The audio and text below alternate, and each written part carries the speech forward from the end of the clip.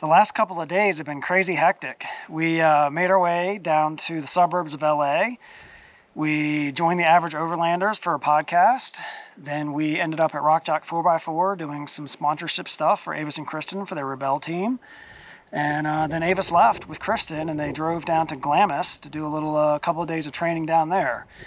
I made my way out of the LA area and up into Big Bear, and that is where I'm currently camped. Spent the night here last night. I woke up this morning, I got right to work, and now the work day is over. So I got camp packed down, and I think I'm going to head elsewhere. I don't really know what that means. Just somewhere else. I don't know. I may stay up in the Big Bear area. I thought briefly about maybe heading down towards Johnson Valley, although it's probably going to be a good bit hotter down there. But I got the rest of today and most of tomorrow to do something with, and before I reconnect with Avis, probably on the later side tomorrow when they're done at Glamis. So I guess let's get out of camp and see what we can find.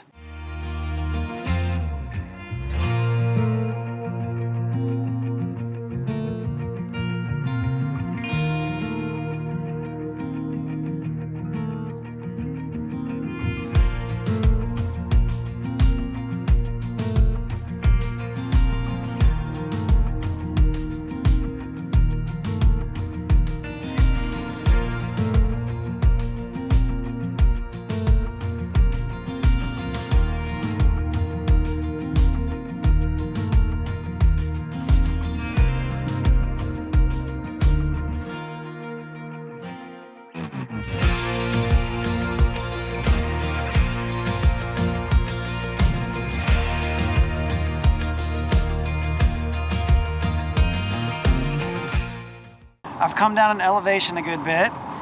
It is a good bit hotter, probably a good 20 degrees warmer than it was where I left. And I made a turn onto a BLM road, and I've just been out here scouting around, seeing what I can find for camp tonight. Came across this spot, which is kind of intriguing. Some kind of old building or something. I don't really know what that is, but it's got a campfire ring, so it's an established spot. And maybe a nice flat area to park in. There is a lot of broken glass here. But I think I'm gonna scoot a little bit further up the road and see if I can't do any better than this. And if not, I know this is here and I'll come back.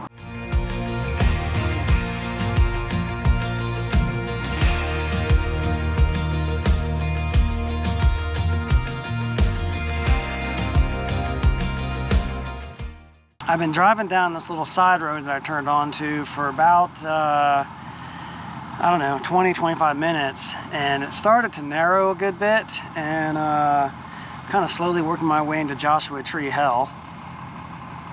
All these Joshua trees out here, which I didn't take you guys with me on that trip, but when we did the Mojave, we went through that Joshua Tree section. We call that Joshua Tree Hell. It was so slow moving, and they were getting so tight. And this is kind of doing the same thing, and I don't really have Avis with me to help me spot. Plus, I walked up a little bit kind of further down the trail there, and it's just continuing to deteriorate in width, kind of getting down to probably more appropriate for 50 inches or less. So I found this spur here coming off. I don't really know. This is some sort of little somewhat used side road, and I got the truck turned around. So I guess I'm gonna head back to the campsite I saw on the way in here and call that home for the night.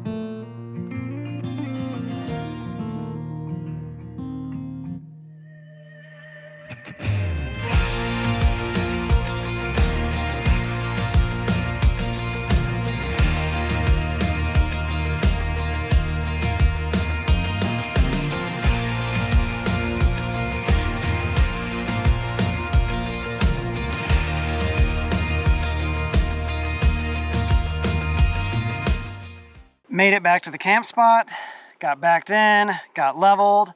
Hopefully I avoided all of the glass, and camp is set up. So I need to eat. I'm still doing that intermittent fasting I've been doing, and I don't have too much more time here to eat. So I think I'm gonna go in there and cook a pizza, and as hot as it is, that's gonna be loads of fun. But I'm hungry, so I gotta do it.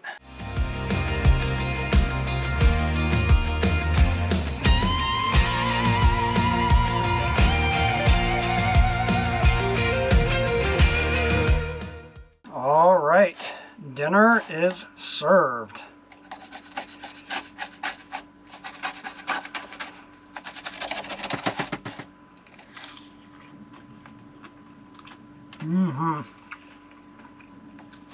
It's good. There's a reason I'm only letting you see the top half of me right now. Yeah, I'm totally Walter Whiting it right now. You would too. It's hot as heck out here, and I'm eating hot food, so it is what it is. Well, that was a nice, satisfying meal. I think I'm gonna do some work and try to get ahead for a little bit tomorrow, so maybe I can get a little bit of an early start when I break camp tomorrow, and maybe doing a little more exploring before I have to go pick up Avis.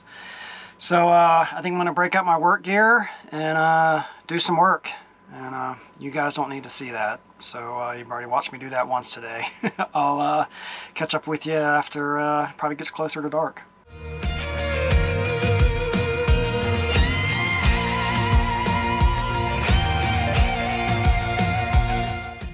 I got a good head start on tomorrow. The sun is just about to go down, so I think that means it's just about time for me to think about doing my bedtime routine. I gotta get up and start working at 6 a.m. tomorrow, and that's gonna come early. So I think I'm gonna do my bedtime stuff, brush my teeth, all that sort of stuff, and think about seeing if I really can't get to sleep and get a good night's sleep. It might be a late day tomorrow when I go to pick Avis up. So I guess I'm gonna do my bedtime stuff.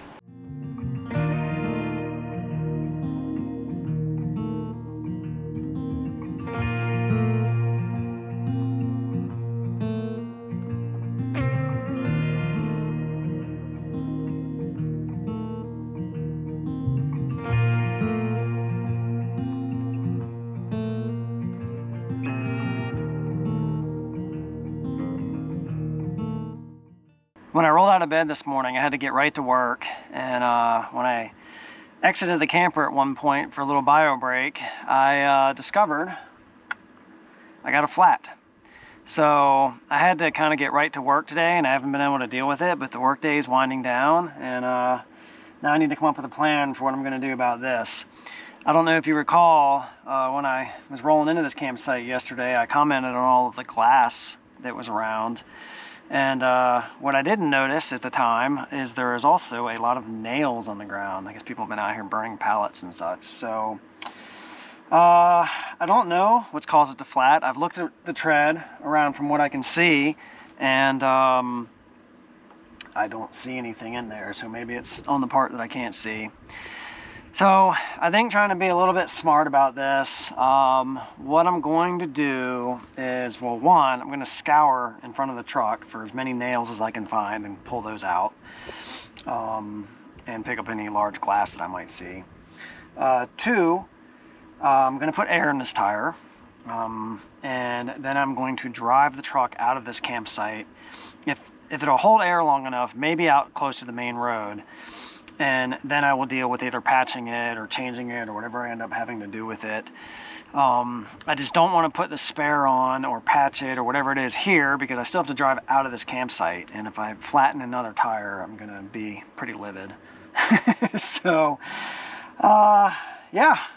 So, good times. I guess let me get camp shut down, get some air in this thing, pick up nails, and drive out to where I can jack it up and see what's going on with it.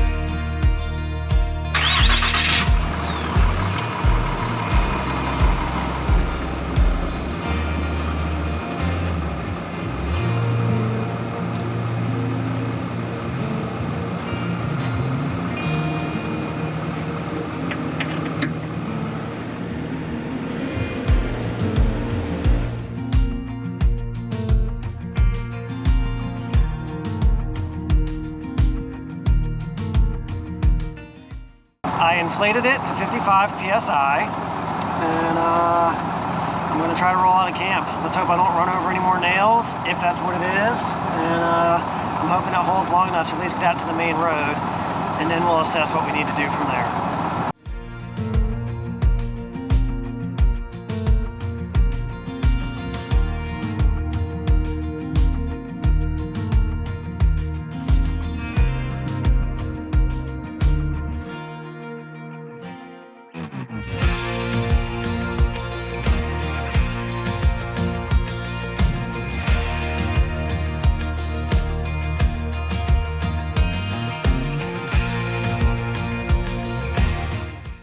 We made it out to the main road, right out there. The tire seems to be holding air just fine, so it's a slow leak, which is good. And I guess now let me try to take a look around it and see if I can figure out where the leak is coming from.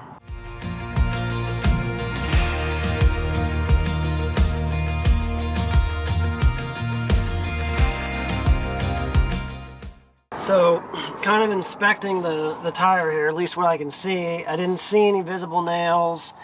I do see several kind of punctures, at various spots around the tire, but none of them seem to be making noise other than this guy right here. I don't know if we can see that. When I got my ear around to this side of the tire, I could actually hear it. And can I hear that? Can make it some good middle school humor. All right, so that's our hole, right in the tread block. So can I patch it? And can I patch it right where it is without having to take it off? That would be a nice bonus. So let me evaluate that for a minute. Okay. Now that I've had a couple of minutes to give this some thought, I was saying patch, but the reality is I have plugs, not patches, right? I do have sidewall patches. That's not this situation, but I have tire plugs. And I would much rather have the tire patched because that's more of a permanent solution, right? A plug, maybe not so much. I know some people probably run plugs. I don't think this is necessarily considered a permanent solution, maybe more of a temporary one. But if I have the ability to get the tire patched, why don't I just do that? So I pulled up Apple Maps. Sure enough, about 30 minutes down the road is a Big O Tires. So I think I'm gonna run down there and see if they'll patch it for me. So before I do that, I'm going to go ahead and put a little more air in that tire just to, get it as full as possible, and I'll obviously keep an eye on it on the way, and I'm going to go ahead and check the other ones while I'm at it.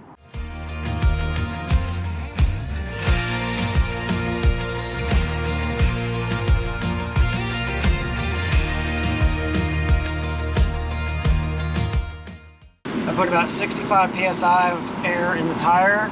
I checked all the others, added just a couple pounds. It's been a while.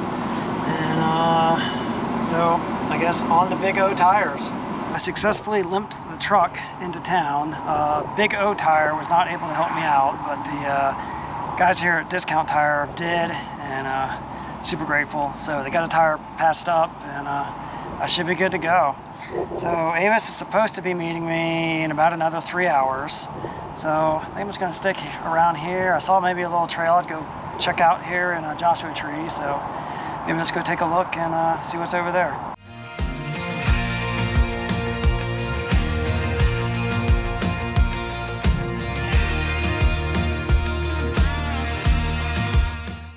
I have reached the entrance of Joshua Tree National Park entrance. It's really just a dirt road kind of out here on the outskirts of the park. And we're headed up to Eureka Peak is the goal. So I think I have enough time to get out there, check it out, and get back before Avis arrives. So let's get out there and see what we find.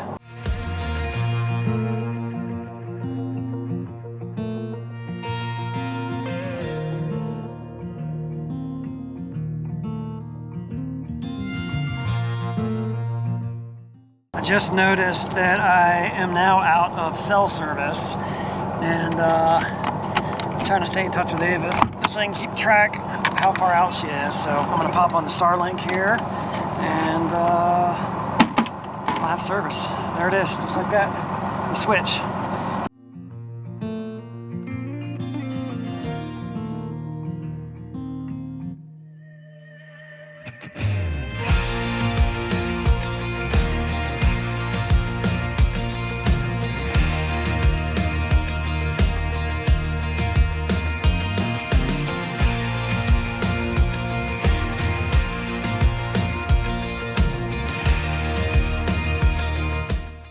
I think I'm gonna wrap this one up right here.